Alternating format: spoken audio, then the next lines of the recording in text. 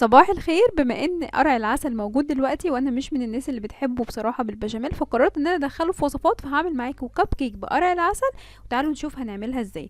اول حاجه جبت قرع العسل وابتديت ان انا اغسله وبعدين اسلقه. سلقته بس حطيت شويه ميه صغيرين في الحله، وابتديت ان انا بعد ما اتسلق رحت هرسته بالهاند بلندر. نيجي نعمل بقى مقادير الكب كيك. نص كوبايه من السكر، رشه فانيليا، رشه ملح، و3 بيضات. وكمان حطيت اللي هو تلت كوباية من اللبن وتلت كوباية من الزيت النباتي العادي، ممكن تخلوها ربع. هبتدي ان انا كمان احط 3 معالق من قرع العسل اللي هو البيوريه او اللي احنا هرسينه بعد السلق. انا كان نفسي بصراحه احط 6 معالق بس بنوتي دخلت عليا في اللحظه دي. حطيت كمان رشه القرفه، وهخلي الشوكليت شيبس اختياري بس هحطه في الاخر واقول لكم ليه. بعد كده قلبت السوائل، وهبتدي ان انا احط كوبايه من الدقيق ونص من البيكنج باودر، وهخلي كوبايه الدقيق جنبي عشان لو عوزت. قلبته شويه ولقيت ان هو فعلا محتاج، هحط عليه كمان هضيف ربع كوبايه من الدقيق. انا محطهاش مره واحده، بس طبعا هي هتاخد الربع الكامل، يبقى هي خدت كوبايه وربع الوصفه كامله.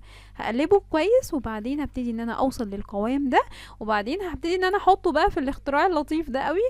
وابتدي ان انا احطه فيه، بس اتاكد ان كل الدقيق اختلط مع بعض، ما فيش اي حاجه محطوطه تحت في البوله. وبعدين هحطه هنا، وهبتدي ان انا اجيب اللي هي الصينيه بتاعه الكب كيك وفيها الكبس. وخدوا بالكم ان انا اساسا قبل ما ابتدي الوصفه انا كنت حاطه الفرن ومجهزاه على 180، يعني مسخناه على 180. هبتدي ان انا احط بقى الكب كيكس كده، وبعدين احط الشوكليت شيبس. طبعا ما رضيتش احطها في الاول عشان ما تتزنقش يعني في الجهاز او الحاجه اللي هي البلاستيك اللي انا حاطه فيها اللي بتنزل السوائل.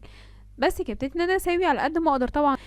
بس فضل حبه صغيرين قوي، فابتديت ان انا اجيب قالب وادهنه بالسمنه، وبعدين احطه طبعا جواه. كل الكميه اللي فضلت بصراحه رحت حطيتها فيه. طبعا مش هطلع قالب تاني واعمل فيه كب كيك تاني يعني. بس وابتديت ان انا احطه، وبعدين حطيت الشوكليت شيبس، وبعدين دخلتهم طبعا على الفرن اللي قلت لكم ان هو متسخن من قبلها. طبعا المفروض قبل ما بطلعه بتشيك عليه بخلة الاسنان، بس انا حبيت ان انا اوريها لكم وهي قدامنا بس، واوريها لكم من جوه. عايزه اقول لكم هي طعمها بصراحه حلو جدا. القرع العسل مش باين خالص فيها، القرفه مغطيه طبعا عليه، ويبقى دخلنا غذاء للولاد وفي نفس الوقت كلنا القرع بدون اي مشكله. بس كده اشوفكم على خير فيديو جديد. باي باي.